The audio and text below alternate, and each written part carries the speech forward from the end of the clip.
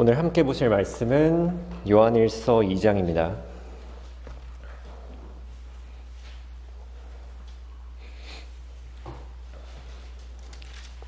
요한일서 2장 28절 한 구절 보겠습니다. 요한일서 2장 28절 한 구절입니다. 제가 한번 읽고 다 같이 한번 읽겠습니다. 어린 자녀들아, 이제 그분 안에 거하라. 이는 그가 나타나실 때 우리가 담대함을 가지며 그가 오실 때 그의 앞에서 수치를 당하지 않게 하려 함이라. 어린 자녀들아, 이제 그분 안에 거하라. 이는 그가 나타나실 때 우리가 담대함을 가지며 그가 오실 때 그의 앞에서 수치를 당하지 않게 하려 함이라. 아멘. 오늘 말씀의 제목은 담대함은 무엇으로 오는가? 담대함은 무엇으로 오는가? 라는 제목으로 말씀 전하겠습니다. 어제 뉴스를 보는데요. 광주에서 어떤 20대 남성이 칼로 여고생 2명을 살해했다고 합니다. 너무나 끔찍한 일입니다. 이런 일들이 최근에 들어서 더 많이 발생하고 있는 것 같아요. 재작년 순천에서도 어떤 정신병자가 여고생을 칼로 찔러서 여고생이 사망하는 사건이 있었습니다. 바로 우리가 사는 동네에서 그런 일이 일어나니까 더 가깝게 느껴질 수 있습니다. 그리고 우한공항 참사는 어떻습니까? 사람들이 그 불길에 휩싸이는 비행기를 보면서 겁을 먹습니다. 사람들은 그런 사고를 보고서 밤거리에 잘 나가지 않고 비행기를 잘 타지 않고, 그리고 또 동해바다에 상어가 나타났으면 동해바다로 여행을 취소하곤 합니다. 이처럼 공포는 인간 스스로 위협으로부터 피하게 하는 아주 기초적인 감정입니다. 이에 따라 어떤 사람을 통제하기 위해서 가장 효과적인 방법 중에 하나는 공포를 이용하는 것입니다. 어떤 사람을 논리적으로 설득하는 것은 굉장히 어려운 일이에요. 하지만 공포를 통해 조종하기는 아주 쉽습니다. 그리고 마귀는 이 사실을 가장 잘 알고 있습니다. 마귀는 이런 공포를 사용하여 하나님의 일꾼들을 지배하고자 합니다. 사탄은 실제로 이세벨을 사용하여 엘리야를 낙담시켰고요. 그리고 아시리아의 18만 5천 명이나 되는 이 대군으로 유다를 겁먹게 만들고 이 그리스도를 전하는 사도들에게 위협을 가하고 살해 협박을 했습니다. 이것은 오늘날도 마찬가지입니다. 지금도 사탄은 그리스도인들을 온갖 방법으로 겁먹게 하고 있습니다. 그렇게 하여 두렵게 만들어 자신의 종으로 부리고자 하는 것이죠. 하나님을 섬기지 못하게 하고 자신을 섬기게 만들고, 그래서 하나님이 아닌 사람을 두려워하게 만드는 것입니다. 그러나 우리가 누구입니까? 우리는 구원받자마자 여러 가지 신분을 동시에 가지게 됩니다. 먼저는 하나님의 아들들, 그리스도의 대사, 성령의 전 같은 많은 신분들이 있죠. 그 중에서 가장 먼저는 그리스도의 군사라고 할 수 있을 것입니다. 이스라엘이 이집트를 탈출하는 것은 죄인이 구원받는 것에 예표가 되는데요. 하나님께서는 군대를 이집트로부터 데리고 나왔다라고 그 사건을 말씀하십니다. 그렇게 우리 또한 구원받았다면 하나님께 이 군대로 불려졌음을 우리가 알 수 있는 것입니다. 그렇다면 군사에게 요구되는 것은 무엇일까요? 뭐니 해도 이 담대함이라고 할 수 있을 것입니다. 두려워 떨고 공포에 사로잡힌 군대가 상상이 가십니까?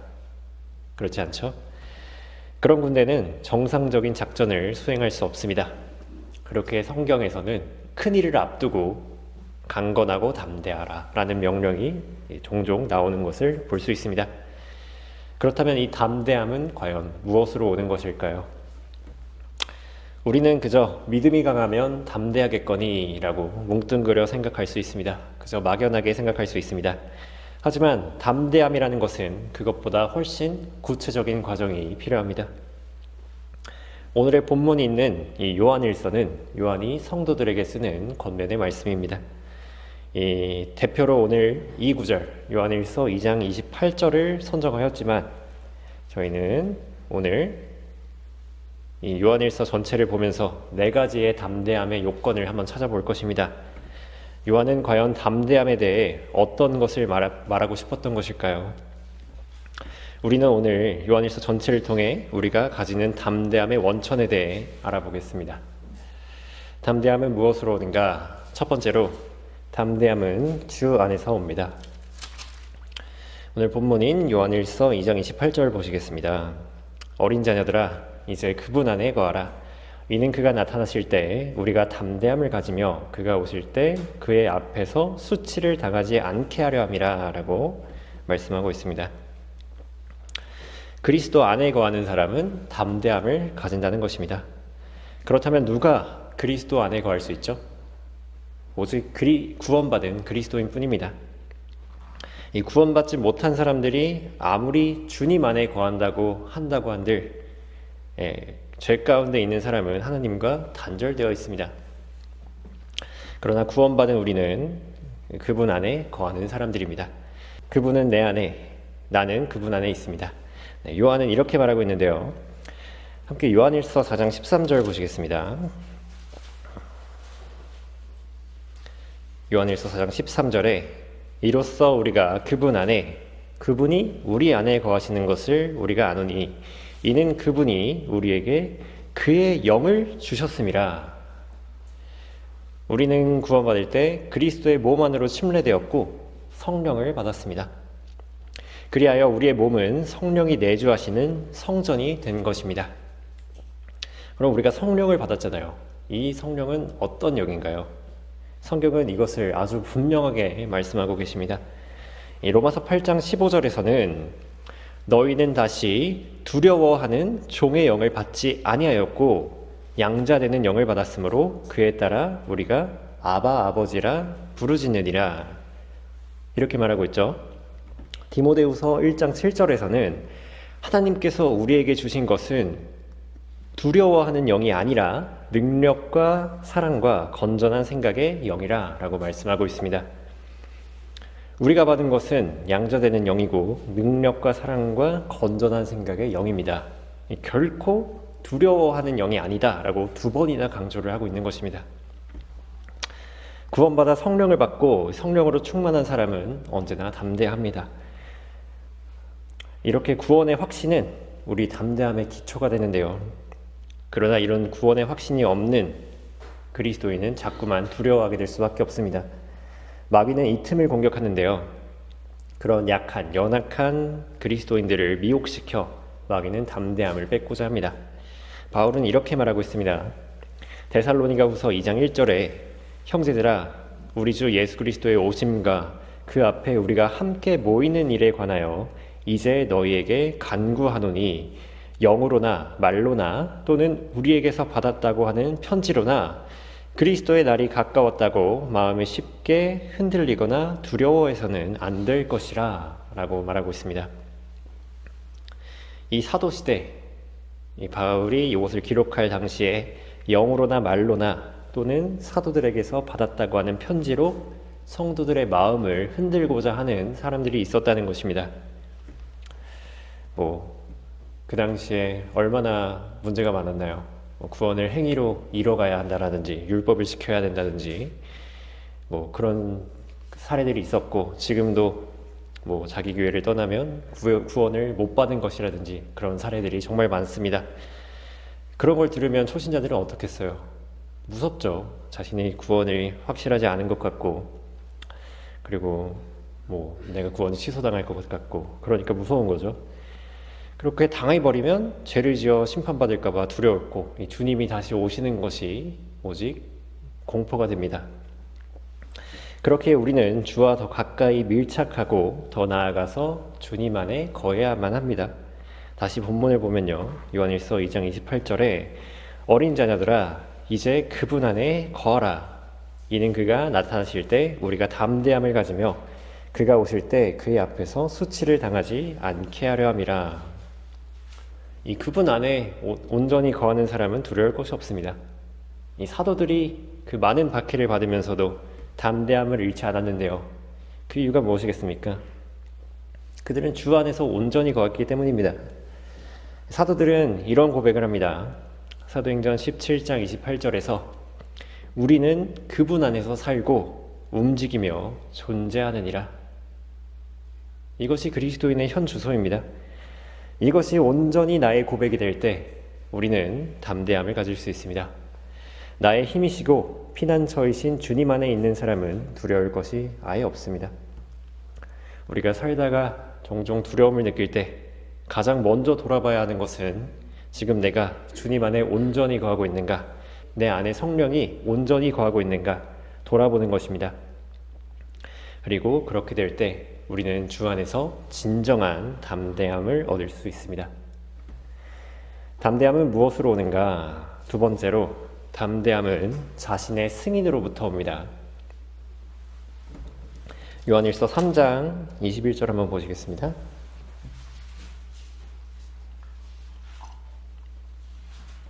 요한일서 3장 21절입니다. 사랑하는 자들아, 만일 우리 마음이 우리를 정죄하지 아니하면 우리가 하나님 앞에서 담대함을 얻고, 이렇게 말하고 있습니다. 어떤 식당에 위생점검을 하러 감사가 뜬다고 하면 평소에 제대로 청소하지 않았던 업장은 난리가 날 것입니다. 얼른 이 매장과 주방을 깨끗하게 청소하고 창고와 냉장고를 뒤져서 유통기한이 지난 식재료를 폐기하겠죠.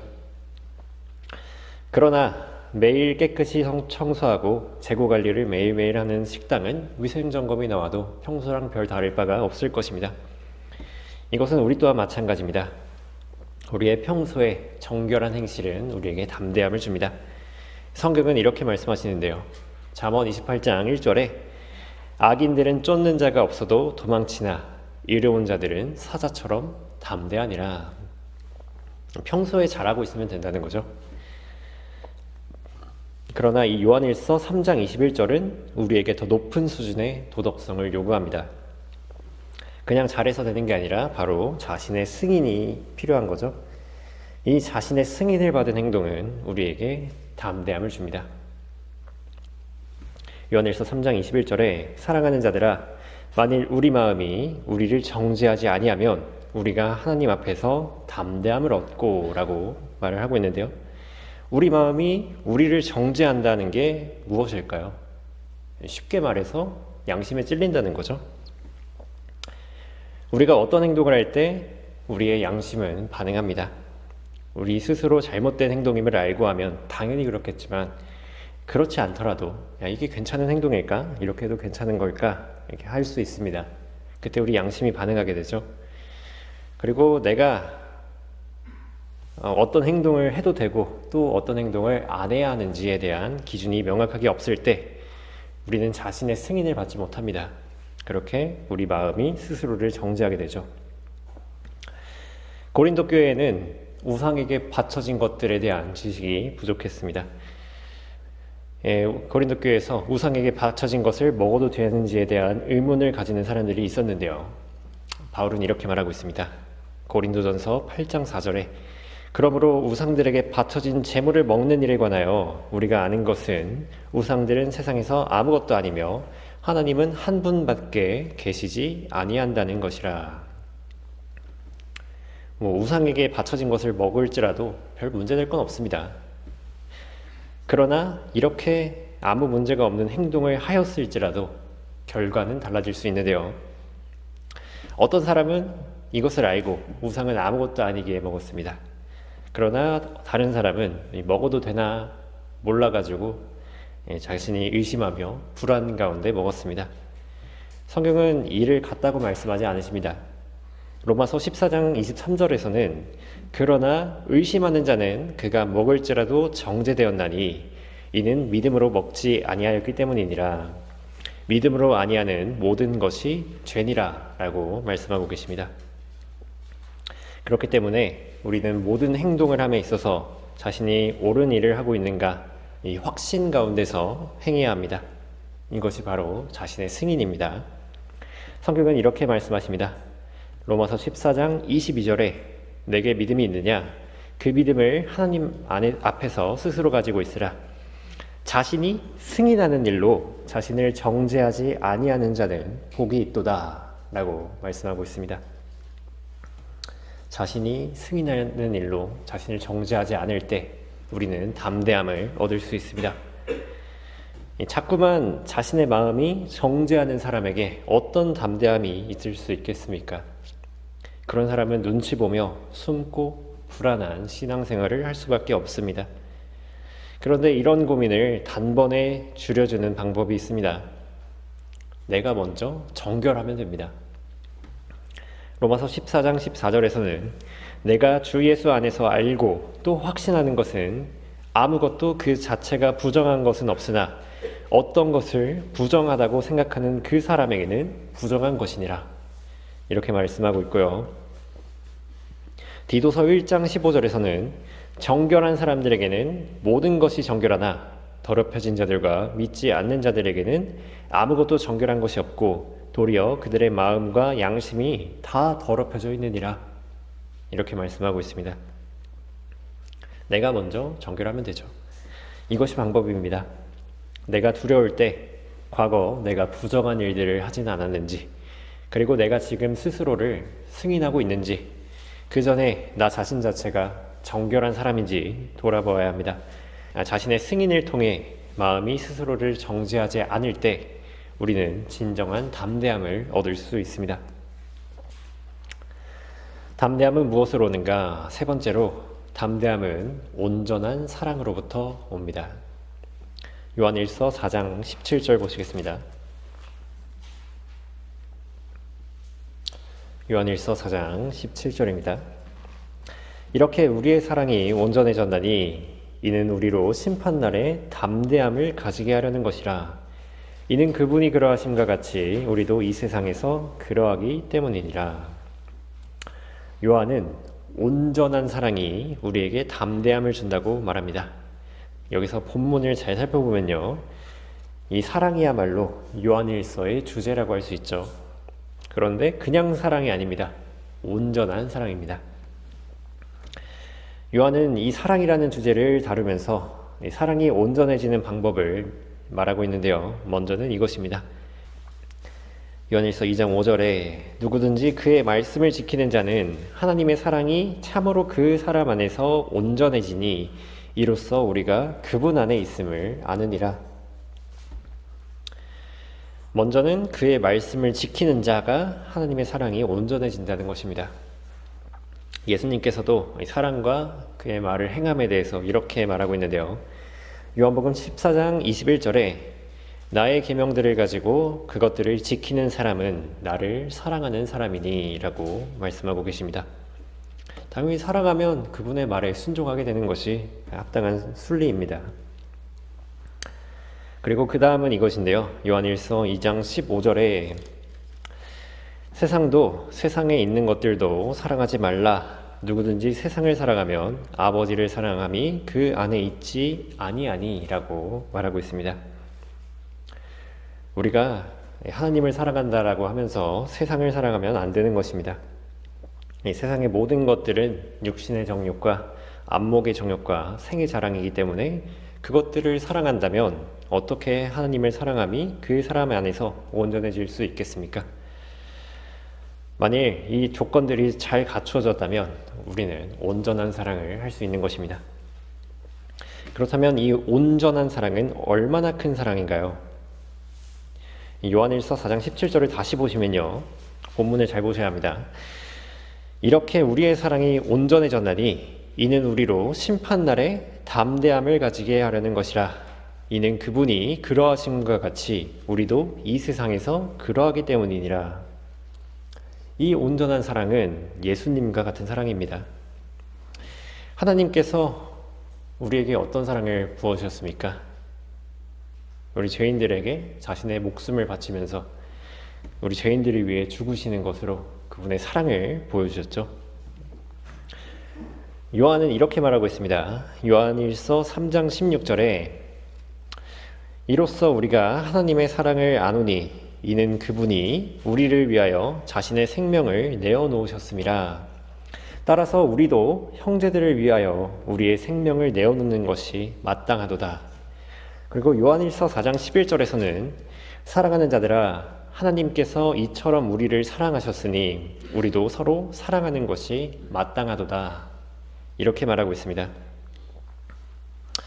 여러분께서는 이 형제를 위해서 목숨을 바치실 수 있겠습니까?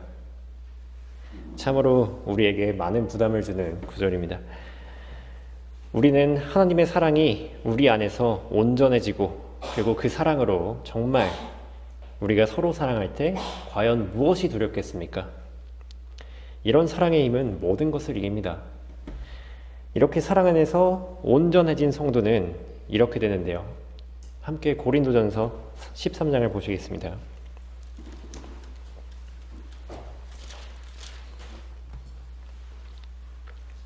고린도전서 13장은 우리가 사랑장이라고 보통 부르는데요.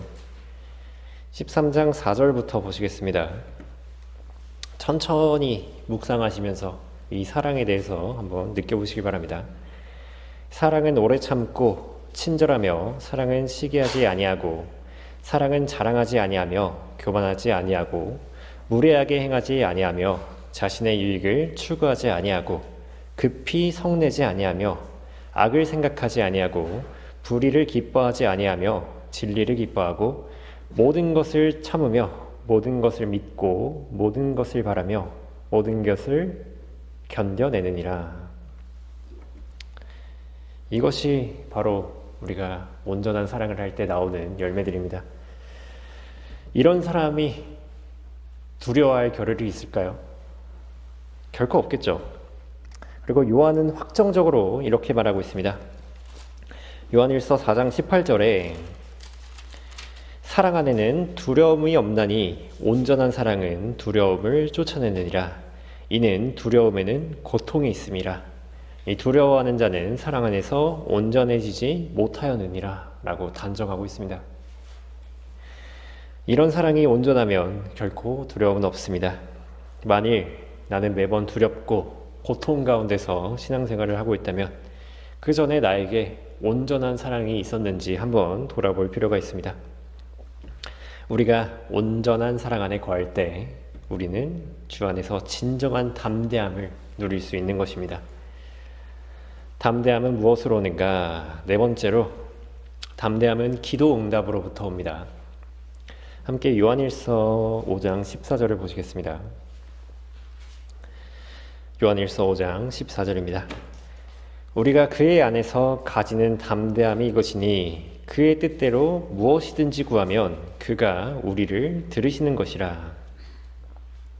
이 기도응답은 정말 놀라운 그리스도인의 특권입니다. 우리는 이를 통해 담대함을 가질 수 있다는 것입니다. 하나님께서는 우리에게 기도응답을 통해 무엇이든 주실 수 있으십니다. 건강과 안전, 평안과 진정한 쉼, 이 지혜와 능력까지 정말 못 받을 것이 없습니다. 성경은 이렇게 말씀하십니다.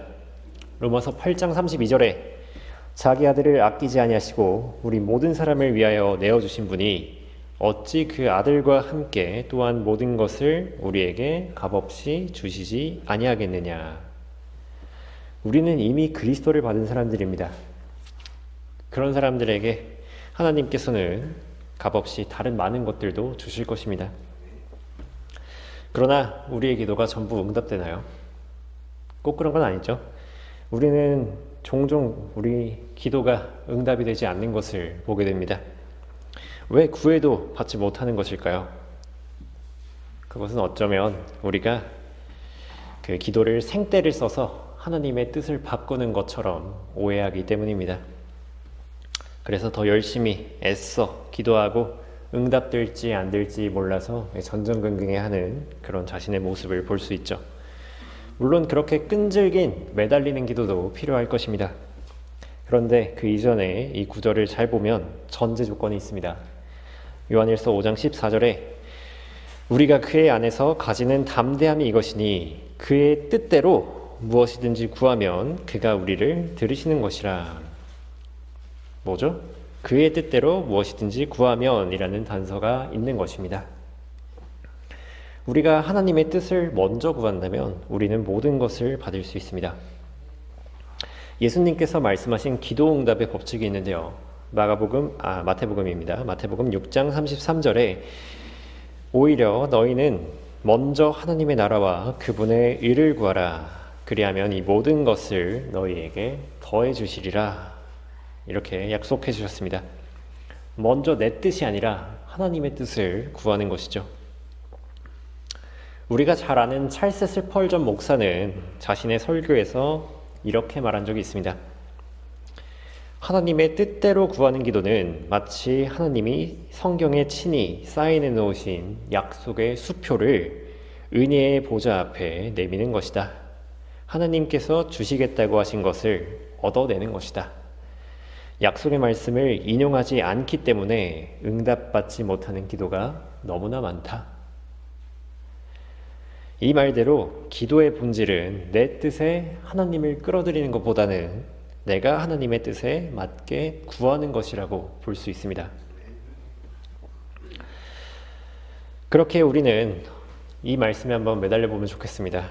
그의 뜻대로 우리가 구할 때 하나님께서는 모든 것을 주신다고 약속하셨으니 우리가 그것을 붙잡는다면 하나님께서는 주실 것입니다. 그렇게 우리가 언제나 성경 말씀에 근거하여 하나님의 뜻을 먼저 구할 때 우리의 기도는 응답됩니다. 그리고 이런 기도에 단련된 성도는 이 경지에 이르게 됩니다. 요한일서 5장 15절 보시면요. 우리가 구하는 것은 무엇이나 그가 들으시는 줄을 안다면 우리가 그에게 구한 요청들을 받은 줄로 아느니라. 마가복음 14장 24절에서는 그러므로 내가 너희에게 말하더니 너희가 기도할 때에 바라는 것들은 무엇이나 받은 것으로 믿으라. 그리하면 너희 것이 되리라. 이렇게 기도 응답을 통해서 단련된 성도는 구한 것을 이미 받는 것으로 믿을 수가 있게 됩니다. 이런 성도에게 두려운 것이 있을까요? 뭐가 두렵겠습니까? 이것은 내가 드린 기도가 응답될까 전전긍긍하며 불안해하는 것이 아닙니다.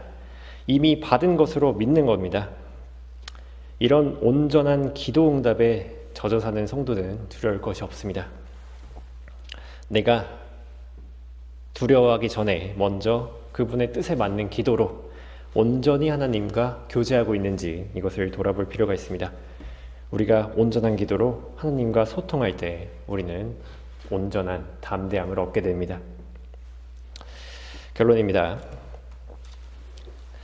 제가 서론에서 공포를 설명하면서 몇 가지 예시를 들었습니다. 광주와 순천의 묻지마 살인, 무안공항 참사, 동해 상어 물림 사고를 말씀드렸습니다. 그런 걸 들으면 좀 어떠세요? 괜히 무서워지죠? 사람들은 그런 뉴스를 보고 두려워합니다. 그러나 사람들은 자동차는 잘만 타고 다니는데요. 이 자동차 사고로 인해 죽을 확률은 묻지마 살인의 170배, 비행기 사고의 2000배, 상어 물림 사고의 32,500배 정도 더 위험합니다. 자동차가 그만큼 위험한 거예요. 그런데 우리가 자동차를 무서워하나요? 그렇진 않죠. 이것이 공포의 함정입니다. 이 불안과 공포는 인간을 위협으로부터 피하게 하는 역할을 하지만 사람들은 겁을 먹으면 정상적인 사고를 못하고 맙니다. 공포는 이성을 마비시키고 감정적인 판단을 하게 하여 사람을 바보로 만드는 것입니다. 우리가 정말 합리적으로 보아 무언가를 두려워해야 된다면 그런 앞선 참사들보다는 자동차를 더 두려워해야 할 것입니다. 그렇다고 해서 오늘 집에 걸어가실 분들 계신가요? 없습니다. 이처럼 우리는 이렇게 정말 두려워해야 되는 대상을 두려워하지 않고 두려워하지 않아야 할 것을 두려워하는 자신을 발견하게 됩니다. 이것은 영적으로도 마찬가지입니다. 우리는 진정으로 두려워할 대상을 잊은 채 엉뚱한 곳에 공포를 느끼고 맙니다. 그러면 우리에게는 마귀에게 당하고 마는 것입니다. 우리는 두려워할 분을 두려워해야 되지만 두려워하지 않아야 할 것에는 두려워할 것이 없습니다. 온전히 담대하시면 됩니다. 이것이 우리 담대함의 법칙인데요. 이 성경에서 이런 담대함의 법칙을 가장 잘 알고 있었던 사람들이 있습니다. 바로 다니엘과 세 친구들입니다. 그들은 실제로 엄청난 고난을 당했습니다.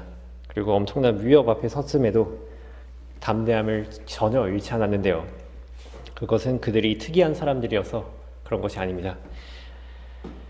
그들은 비록 이방나라 바빌론으로 잡혀갔고 이름도 바뀌었지만 하나님의 백성이라는 자신의 신분을 잊지 않았습니다. 그들은 자신의 양심에 어긋나지 않게 왕의 음식과 포도주로 자신을 더럽히지 않았고 금 형상에 경배하라는 그 명령을 거부했습니다. 또 그들은 자신의 목숨을 사랑하지 않고 온전히 하나님을 사랑했기에 온전히 그분의 뜻에 따랐습니다. 설령 그분께서 구하지 않으실지라도 따랐습니다. 그리고 마지막으로 왕이 아닌 다른 사람에게 구하면 이 사자굴에 던져짐을 알면서도 하나님께 하루 3번 구하는 이 기도응답을 신뢰했습니다. 이것이 그들이 그토록 담대할 수 있었던 이유입니다. 그러나 여러분은 알고 있습니다. 그들이 두려워한 단 한 가지, 바로 하나님입니다. 다니엘 9장 4절에는 내가 주 나의 하나님께 기도하고 자백하여 말하기를 오 주여 위대하시고 무서우신 하나님, 이렇게 말하고 있습니다. 다니엘은 하나님을 분명히 두려워했던 것입니다. 이것이 우리가 유일하게 가져야 하는 두려움입니다. 우리는 세상의 핍박을 두려워하지 않습니다. 사람들의 따가운 시선을 두려워하지 않습니다. 다만 우리는 주를 두려워해야 합니다. 하나님 외에는 정말 두려워할 것이 아무것도 없는 것입니다. 그렇다면 여러분께서는 지금 담대하십니까? 아니면 아직도 마음 한켠에 두려움이 남아 계십니까? 오늘 말씀드린 담대함이란 내가 담대해야지 하면서 애써서 얻을 수 있는 것이 아닙니다. 두려움을 억누르고 애써 모른 척하는 그런 담대함이 아닙니다. 주 안에 온전히 거할 때, 그리고 온전한 양심과 온전한 사랑, 온전한 기도응답을 통해 모든 의심과 두려움이 사라지며 자연스럽게 얻는 담대함입니다. 저는 여러분들이 이 담대함으로 앞으로 인생을 잘 살아가셨으면 좋겠습니다. 여러분 모두가 주 안에서 담대하게 그리스도의 군사로 우뚝 서시는 성도 여러분이 되시길 바랍니다.